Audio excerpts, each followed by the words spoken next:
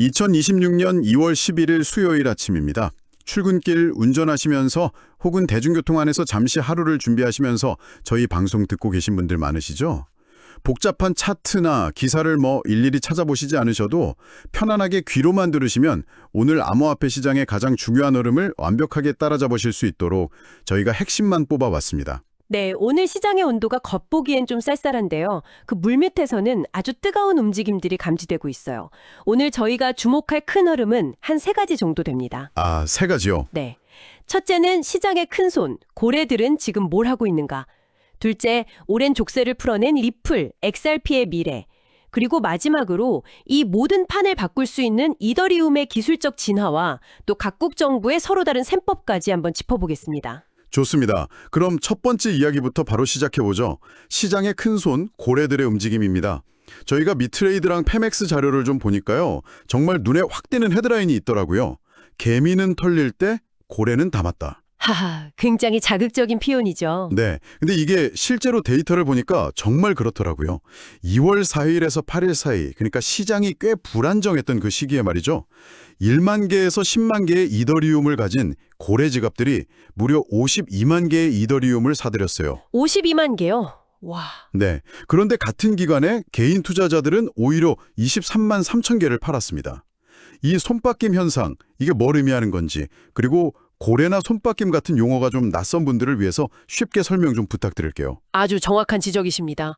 보통 고래라고 하면 뭐랄까 연못에 고래 한 마리가 들어가면 물이 다 출렁이는 것처럼 시장을 움직인 만큼 큰 자본을 가진 주체를 말하거든요. 아, 비유가 확 와닿네요. 그렇죠. 그리고 손바뀜은 그렇게 공포에 파는 개인들의 물량을 고래들이 받아내는 현상을 의미하는 거고요. 근데 이걸 단순히 개미털기라고만 보면 좀 오해가 있을 수 있어요. 사실 본질은 시간 지평선의 차이에서 비롯되는 경우가 많습니다. 시간 지평선이요. 아, 투자를 얼마나 길게 보느냐, 그 차이라는 말씀이시군요. 맞습니다. 개인 투자자들은 보통 단기적인 가격 변동에 굉장히 민감하게 반응하잖아요. 그렇죠. 당장 내일 오를까 내릴까가 중요하죠. 바로 그겁니다. 하지만 수백억을 운용하는 고래들은 최소 3년에서 5년, 길게는 10년 뒤의 가치를 보고 투자 결정을 내리거든요.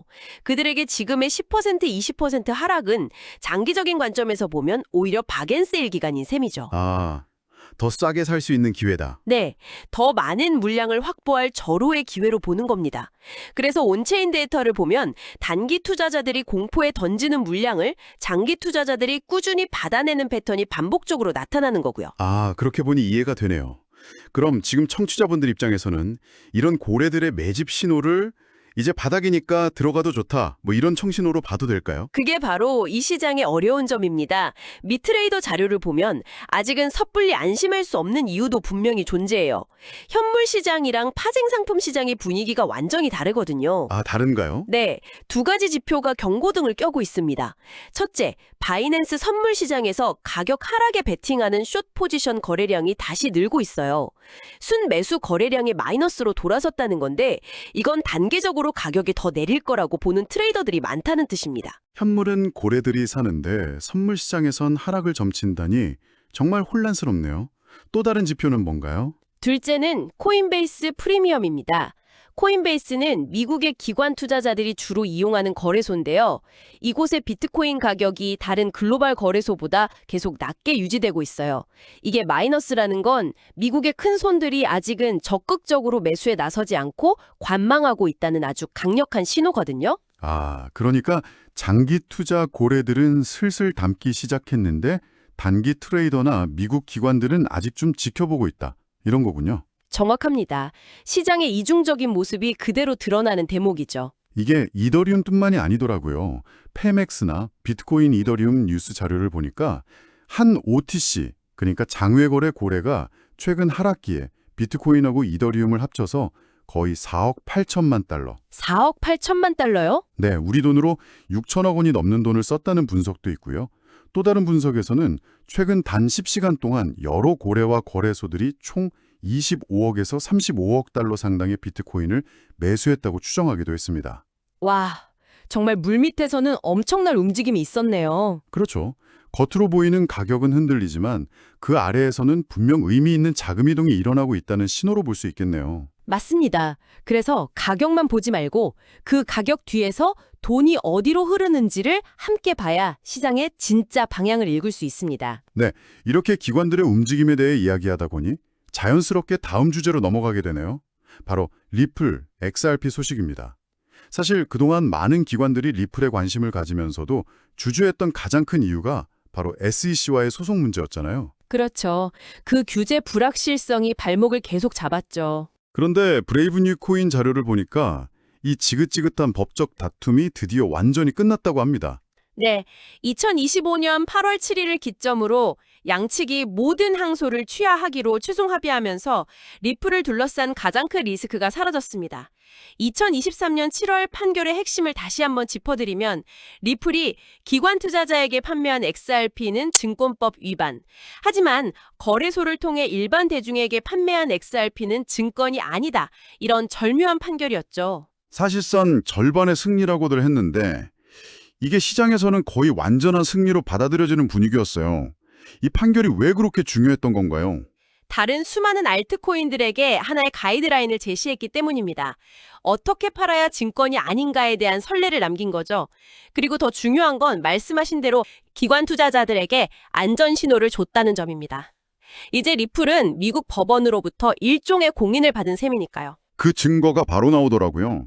규제가 명확해지니까 기관들이 기다렸다는 듯이 움직이는 것 같아요.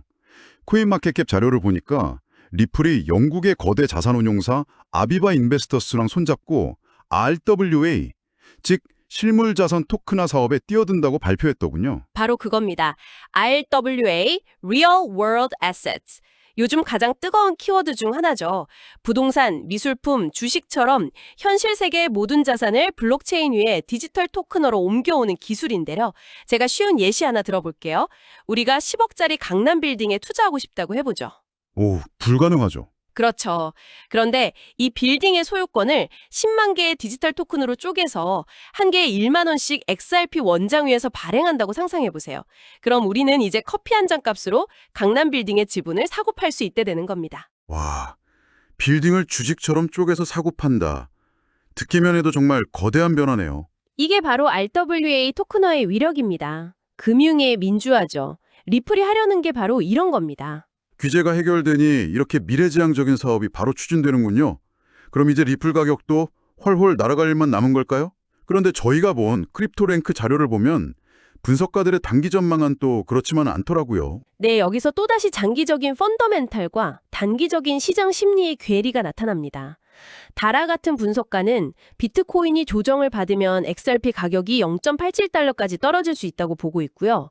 또 다른 분석가는 1.65달러라는 중요한 저항선을 넘지 못하면 다시 1달러 아래로 내려갈 수 있다고 경고하고 있어요. 펀더멘털은 역대급으로 좋은데 차트는 불안하다. 투자자 입장에선 정말 헷갈리는 상황인데요. 두 가지를 완전히 분리해서 생각해야 합니다. SEC 소송 종결과 RWA 사업 진출은 리플이라는 회사의 기업 가치를 끌어올리는 의심의 여지 없는 장기 호재거든요. 하지만 XRP의 단기 가격은 여전히 비트코인의 움직임과 전체 시장의 투자 심리에 훨씬 더 큰 영향을 받습니다. 아, 리플의 미래는 밝지만 당장 내일의 가격은 시장 따라 흔들릴 수 있다. 이렇게 정리하면 되겠네요. 정확합니다. 이 둘을 구분하지 못하면 장기적으로 좋은 자산을 단기적인 공포 때문에 팔아버리는 실수를 하기 쉽습니다. 알겠습니다. 자, 이번에는 좀 더 근본적인 이야기, 바로 기술에 대한 이야기로 넘어가 보겠습니다. 빗겟 자료를 보니 이더리움의 머지 이후 가장 혁신적인 아키텍처 도약이 될 수 있는 변화가 논의되고 있다고 합니다. 네, 저도 이 소식을 보고 굉장히 흥분했는데요. 이더리움의 심장, 엔진의 작동 방식을 근본적으로 바꾸는 시도라고 할 수 있습니다. 바로 영지식 증명, GK 프로프스 기술을 이더리움의 핵심, 즉 레이어 1에 직접 통합하는 방안이 논의됩니다. 영지식 증명, GK. 이것도 RWA만큼이나 요즘 많이 들리는 단어인데 솔직히 들을 때마다 아리송해요. 내가 안다는 사실을 내가 아는 내용은 보여주지 않고 증명하는 기술. 이게 대체 무슨 말이죠? 하하, 그렇죠. 저도 처음엔 머리를 한 대 맞은 것 같았어요. 혹시 원리를 찾아라 책 아시나요? 그럼요.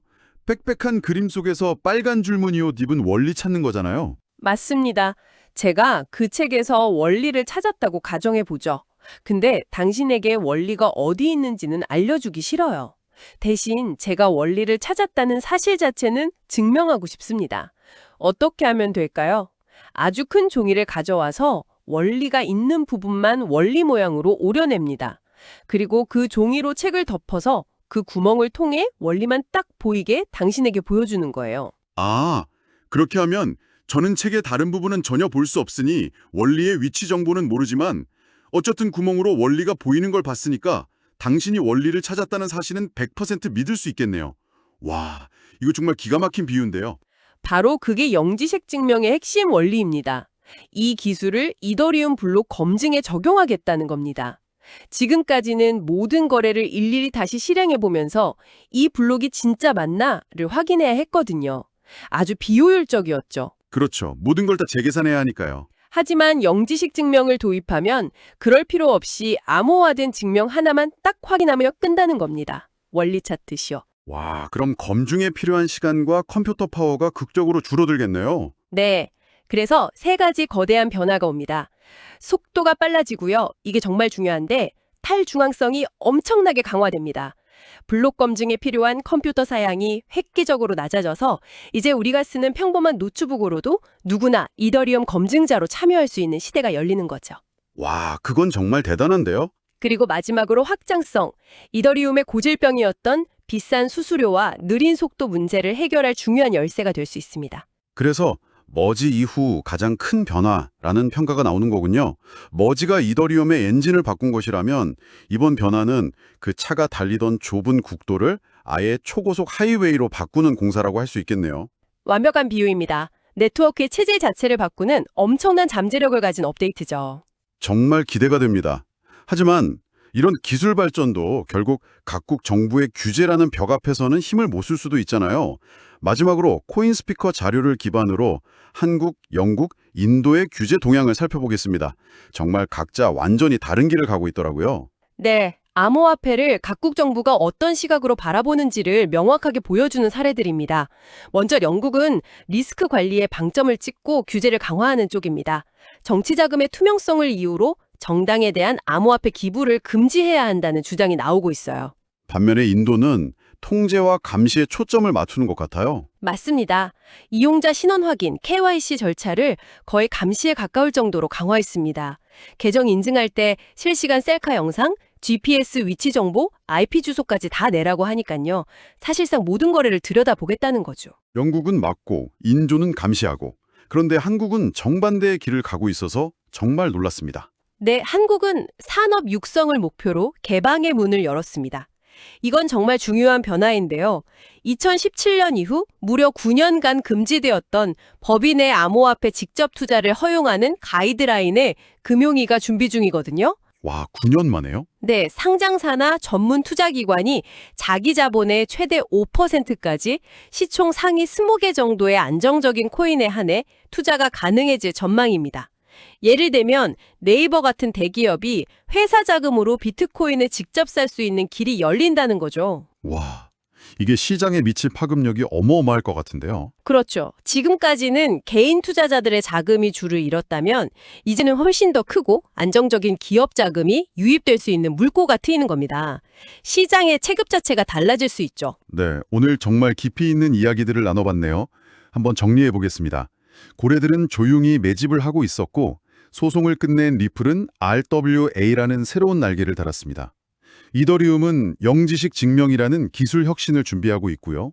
마지막으로 한국 정부는 법인 투자를 허용하며 시장 개방의 신호를 보냈습니다. 이 조각들에 맞춰보면 시장이 단기적인 투기 자산의 단계를 넘어 장기적인 가치를 지닌 제도권 자산으로 나아가는 과도기에 있다는 것을 알 수 있습니다. 바로 그 지점에서 오늘 이야기를 들으신 여러분께 마지막으로 질문 하나를 던지며 마무리하고 싶습니다. 오늘 저희가 살펴본 이런 흐름들이 계속된다면 과연 암호화폐는 개인들의 투기판이라는 오명을 벗고 기업과 금융기관의 핵심 포트폴리오 자산으로 방당히 자리 잡게 될까요? 여러분이 그리시는 암호화폐의 미래는 어떤 모습인가요? 정말 중요한 질문이네요. 그리고 이런 시장의 중요한 변화들을 놓치지 않고 따라잡는 게 무엇보다 중요한데요. 오늘 저희가 전해드린 이런 깊이 있는 뉴스 분석은 저희 완전마고 유튜브 채널에서 매일 업데이트되고 있습니다. 맞습니다. 그리고 녹화 방송뿐만이 아니죠. 그럼요. 저희 완전마고 채널에서는 평일 오전마다 라이브 방송을 진행하고 있습니다. 실시간으로 차트를 분석하고 시장에 영향을 미치는 속보들을 즉각적으로 해설해드리는 시황 방송인데요. 변동성 큰 시장에 발빠르게 대응하고 싶으신 분들께는 정말 큰 도움이 될 거라고 확신합니다. 오늘 내용이 여러분의 투자에 그리고 시장을 이해하는데 조금이라도 도움이 되셨다면 저희 채널 구독과 영상 좋아요 꼭 한번 눌러주세요. 여러분의 클릭 한 번이 저희가 더 좋은 콘텐츠를 만드는데 정말 상상 이상으로 큰 힘이 되거든요. 네, 큰 힘이 됩니다. 특히 주변에 아직도 암호화폐를 어려워하시거나 이 복잡한 시장의 핵심을 빠르게 파악하고 싶어하는 분이 계시다면 공유하기 버튼을 눌러서 이 이야기를 널리 알려주시면 정말 감사하겠습니다. 지금까지 여러분의 시간을 아껴드리는 깊이 있는 분석 감사합니다.